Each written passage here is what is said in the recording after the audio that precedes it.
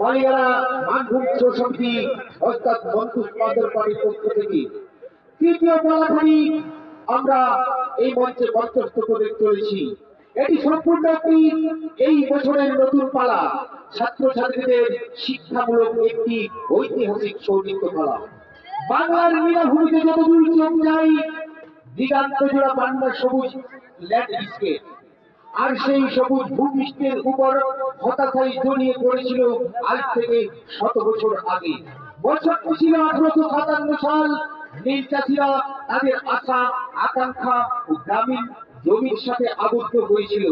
তারা নিত্যই ব্যবস্থার করে ভেঙে পড়েছিল এবং বন্দী হয়ে পড়েছিল ইংরেজদের সাথে। আর তখনই নীল বিদ্রোহ বুড়ো ঝড়ের মতো টকবক করে ফুটে উঠেছিল। অত্যাচার অবিচারের ভিত্তি কাঁপিয়ে দিয়েছিল। এটি ছিল একটি উত্তাল অভ্যুত্থান, যার জন্ম হয়েছিল হত দরিদ্র মানুষের ক্ষোভ থেকে।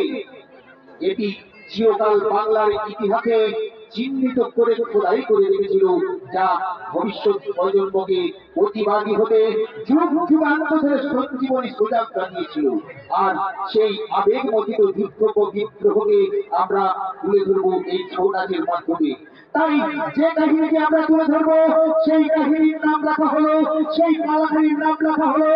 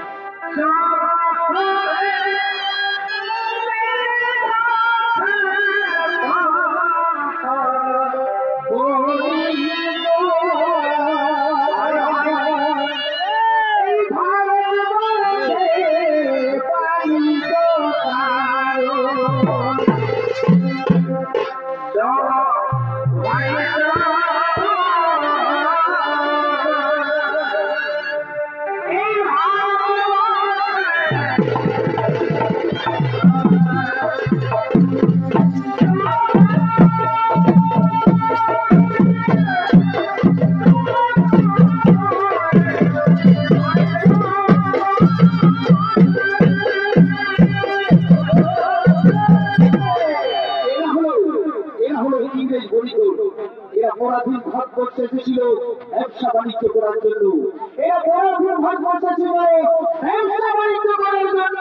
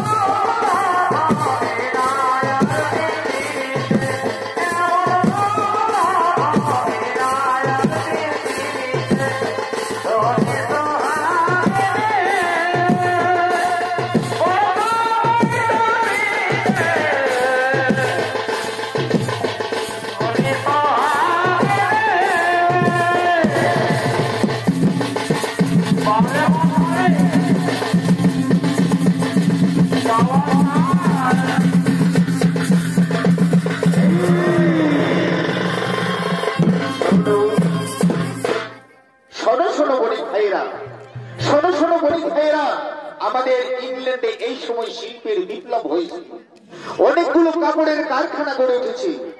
আর তাই আমাদের ইংল্যান্ডের কাপড়কে যাতে রঙিন করা হয় এবং উজ্জ্বল করা হয়, তার জন্য আমাদেরকে নীল চাষ করাতে হবে, নীল চাষ করাতে হবে। আর নীল দিয়ে যদি উজ্জ্বল হয়, তাহলে আমাদের এই ইংল্যান্ডের কাপড় সারা বিশ্বে আমরা রপ্তানি আমদানি করতে পারবো এবং প্রচুর পরিমাণে আমরা অর্থ উপার্জন করতে পারবো। তাই তোমরা মন দিয়ে শোনো, এই ভারতীয় কৃষকদের দিয়ে তাদের উর্বর জমিতে তাদেরকে প্রলোভন দেখিয়ে ছলে বলে কৌশলে যে কোনো করে আমরা নীল চাষ করাবো। আর সেই নীল আমরা রপ্তানি করব আমাদের ইংল্যান্ডের কারখানাগুলোতে। তাই আমরা আর বিলম্ব করবো না, চলো সেই চাষিদেরকে আমরা তাদের মাঠে গিয়ে বুঝাবো, আর তাদের সেই ধানের খেতে আমরা নীল চাষ করাবো, ধানের খেতে আমরা নীল চাষ করাবো।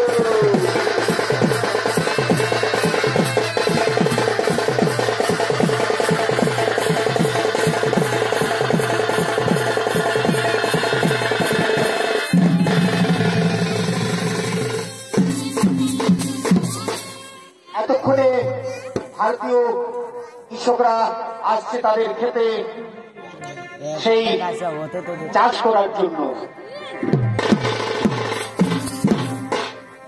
আমি চাষ করি আনন্দে, আমরা চাষ করি আনন্দে, মাঠে মাঠে শস্য ফলাই, আমরা মাঠে মাঠে শস্য ফলাই, আমাদের ইউরে বলে জমিতে চাষ করি আনন্দে।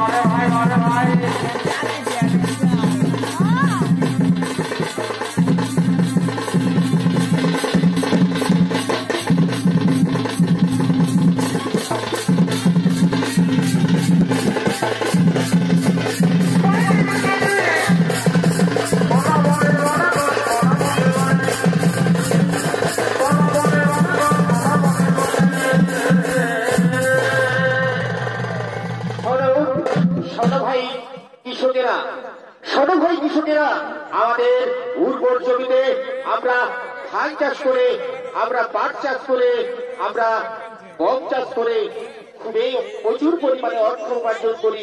কোনোদিন আমাদের পেটের টান পড়েনি। তাই আমরা বেশি বেশি করে চাষ করবো। চলো আরেকবার আমরা নৃত্য করে তারপরে আমরা মাঠে যাবো। আরেকবার আমরা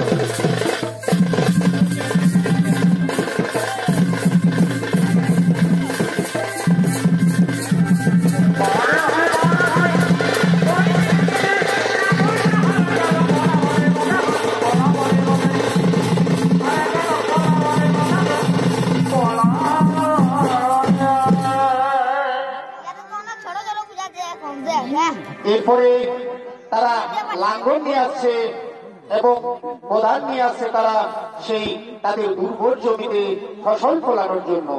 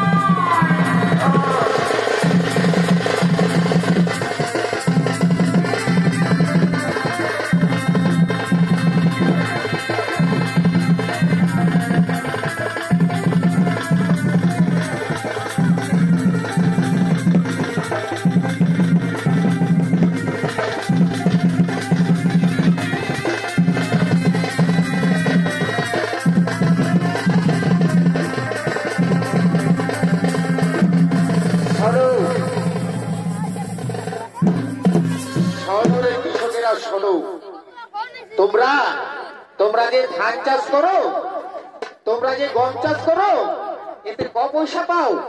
তার থেকে তোমরা আমাদের দেওয়া নীল বীজ দাও আর নীল চাষ করো তোমাদের উর্বর জমিতে।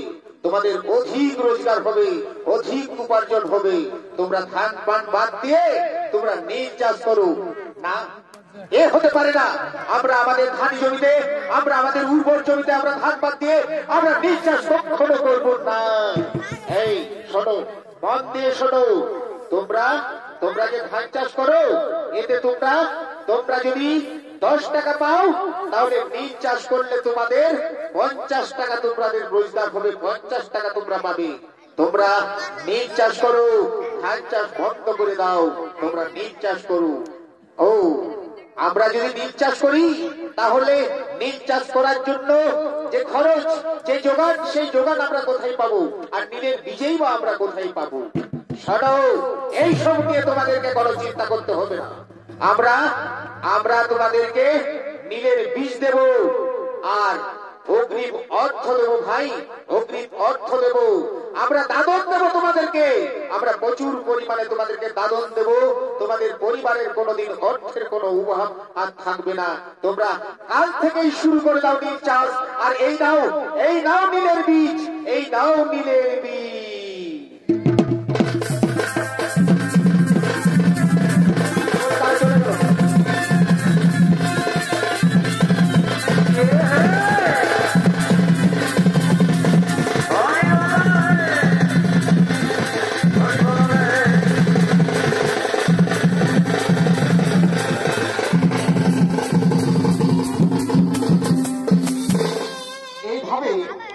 ইংরেজ বণিকরা নীল চাষের জন্য ভারতের বিভিন্ন জায়গা যথা ফরিদপুর, ঢাকা, যশোর, নদিয়া, খুলনা, পাবনা, এইসব জায়গার বিভিন্ন জায়গার চাষিদেরকে প্রলোভন দেখিয়ে শুরু করালো নীল চাষ। নীল চাষ শুরু করালো এবং চলতে থাকলো প্রায় 1 বছর ধরে। এদিকে 1 বছর নীল চাষ হওয়ার পরে ইংল্যান্ডের কল কারখানাগুলো উন্নত হলো, কাপড়ের কারখানাগুলো উন্নত হলো। অন্যদিকে ধান বাদ দিয়ে যে নীল চাষ করলো 1 বছর ধরে, ভারতে ভয়াবহ দুর্ভিক্ষ শুরু করলো। ভয়াবহ দুর্ভিক্ষ হলো। খেতে না পেয়ে সেই কৃষকরা ধীরে ধীরে তাদের প্রাণ হারাতে শুরু করলো। তাই তারা ধীরে ধীরে সে প্রত্যেকটি চাষি নীল চাষে তারা অস্বীকার করতে শুরু করলো। তাই এই সময় ইংরেজ বণিকরা আসছে তাদের সেই নীল সাহেবের সঙ্গে নীল কুটিরে।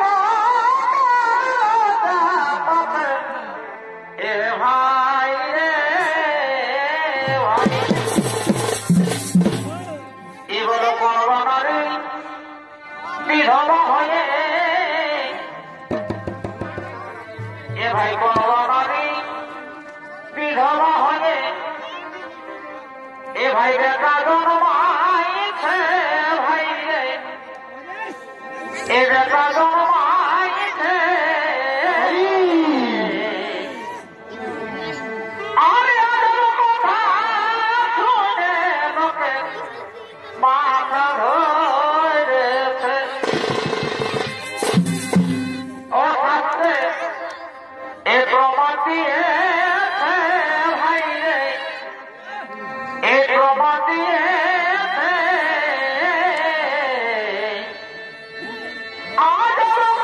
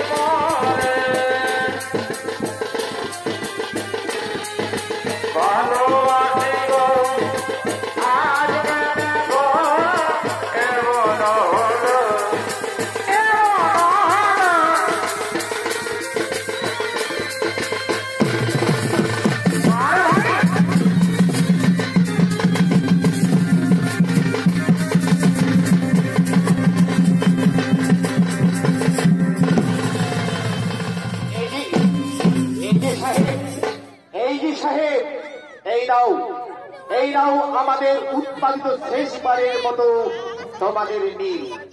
আমরা আমাদের আর এই ধানি জমিতে আমরা নীল চাষ করছি না, আমরা নীল চাষ করছি না। এই নাও তোমাদের আমাদের শেষ উৎপাদিত নীল। এই কি বললে, কি বললে তোমরা আর নীল চাষ করবো না? এই যে ভাই আমার বণিকেরা কি বললো শুনলে, কি বললো শুনলে? এরা নীল চাষ করবে না। এরা বলছে আর নীল চাষ করবো না। শোনো, তোমাদেরকে বলছি, তোমরা চাবুকের ভয় দেখিয়ে, তোমরা চাবুকের ভয় দেখিয়ে, তাদের মেয়ে ছেলের উপর অত্যাচারের ভয় দেখিয়ে ছলে বলে কৌশলে যে কোনো উপায়ে নিঃশ্বাসটা চালিয়ে যাও, তাহলে আমাদের কাপড়ের কারখানাগুলো তত্তর করে উন্নতি হয়ে যাবে। আর বিশ্বের সব জায়গায় আমরা কাপড় পৌঁছে দিতে পারবো। আমরা বিশ্বের সমস্ত দেশের চেয়ে আমরা ধনী হয়ে যাব। তাই তোমরা বুঝাও, আর যদি না বুঝে তাদেরকে বুঝাও যে আমরা জোর করে তোমাদেরকে চাবুকের আঘাতে পিঠের চামড়া তুলে দেব এবং ঘরে ঘরে তোমাদের প্রত্যেকটি ঘরে আগুন লাগিয়ে দেব। তাও তো ঠিক আছে, আমরা সাহেব আমরা তাই করছি।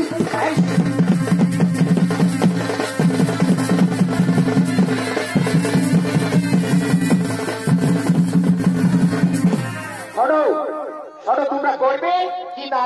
তোমরা নীল চাষ করবে কি না? না, প্রাণ থাকতে আমরা নীলের চাষ করছি না। তাহলে দেখো এই চাবুকের যন্ত্রণা, এই চামড়ার চাবুকের যন্ত্রণা কতটা ভয়ঙ্কর হয়। দেখো কতটা ভয়ঙ্কর হয়। দেখো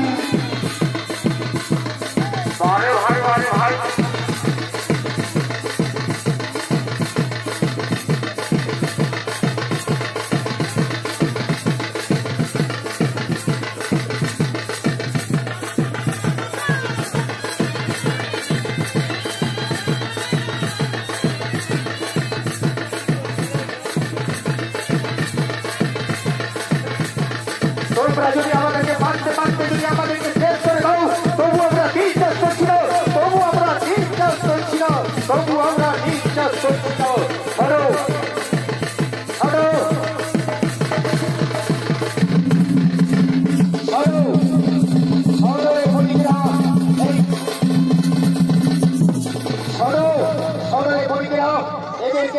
এদেরকে বন্দি করো, এদেরকে বেঁধে সবাইকে এই চামড়ার চাবুক দিয়ে আঘাত করতে থাকো, যতক্ষণ না বলে যে আমরা নিঃশ্বাস বাধ্য করবো, আমরা নিঃশ্বাস করবো, ততক্ষণ পর্যন্ত ছাড়বে না। এদেরকে চাবুকের আঘাতে চামড়া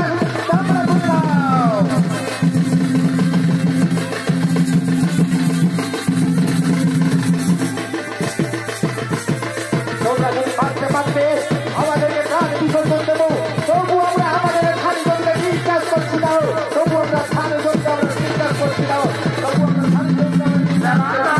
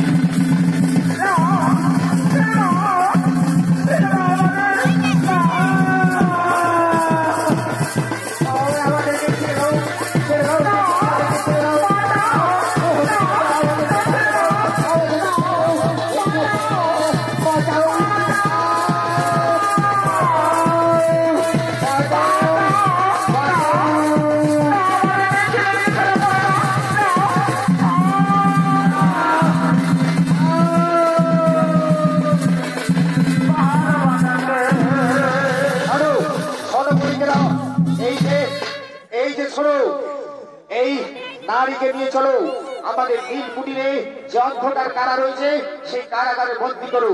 আর এই কৃষকদেরকে টানতে টানতে আমাদের নীল কুটিরে নিয়ে চলো, আর তাদের হাঁস মুরগি গরু ছাগল যা আছে ঘর থেকে বের করে নিয়েছো, আর আগুন জ্বালিয়ে দাও সবার ঘরে, সবার ঘরে ঘরে আগুন জ্বালিয়ে দাও, সবার ঘরে ঘরে আগুন জ্বালিয়ে দাও। আর বিলম্ব করো না, দেখি এরা নির্যাস করে কিনা।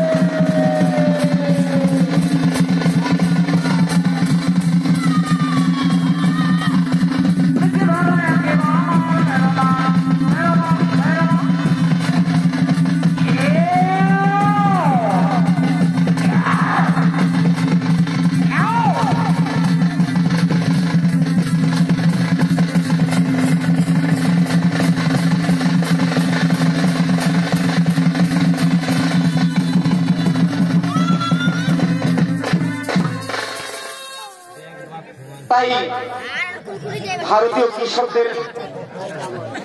কৃষকদের ঘরে ঘরে অত্যাচার শুরু করলো ইংরেজ বণিকরা, তাদের বামনদের উপর অত্যাচার শুরু করলো, এমনকি ঘরে আগুন লাগিয়ে দিল। তাই সেই অত্যাচার সহ্য করতে না পেরে এবং নারীদের অত্যাচারকে মেনে নিতে না পেরে বাংলার বিষ্ণুচরণ বিশ্বাস, দিগম্বর বিশ্বাস, বৈদ্যনাথ বিশ্বাস ও বিশ্বনাথ বিশ্বাস এরা সেই নীলকুটিরে আসছে, সেই নীলকণ্ঠ সাহেবদের সঙ্গে সরাসরি বিদ্রোহ করার জন্য।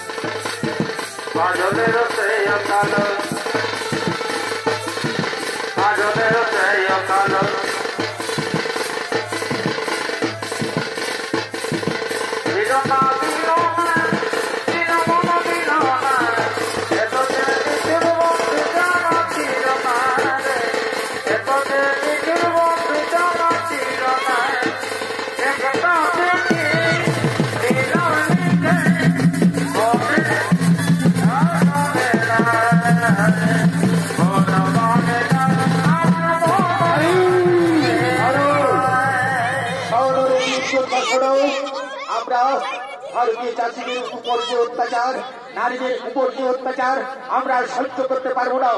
চলো চলো আমরা সেই ইংরেজদের সেই নীলকুঠিরে আগুন লাগিয়ে দেব, তাদের সঙ্গে সরাসরি বিদ্রোহ করে জানিয়ে দেব যে ভারতবর্ষের আর কাপুরুষ নয়, আমরা নীল চাষ করবো না, আমাদের চাষিরা নীল চাষ করবে না।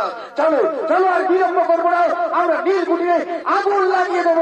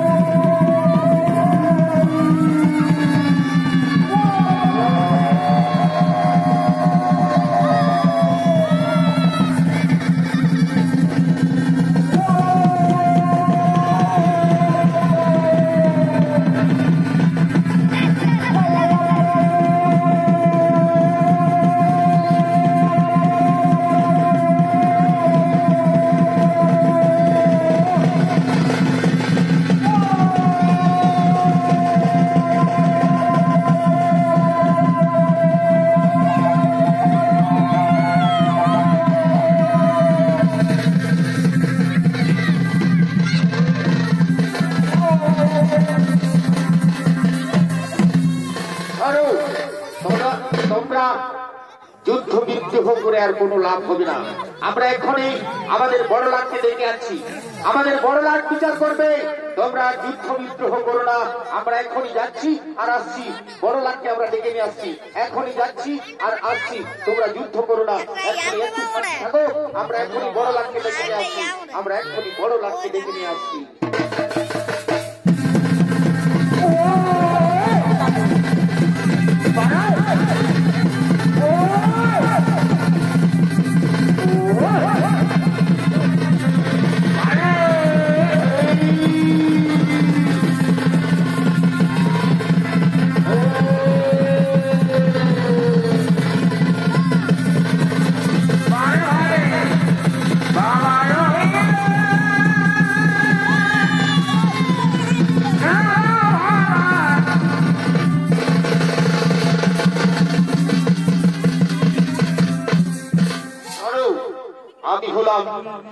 আমি হলাম বড় লাট।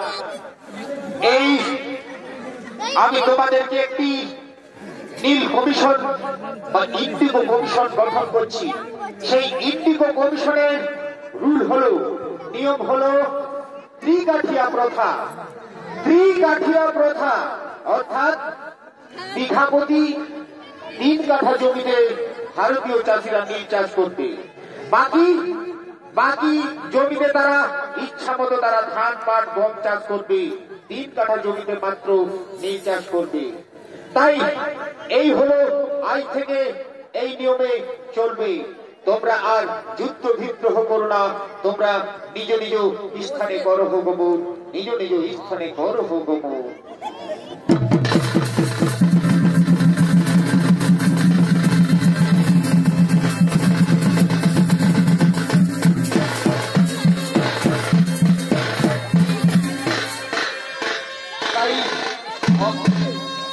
অবশেষে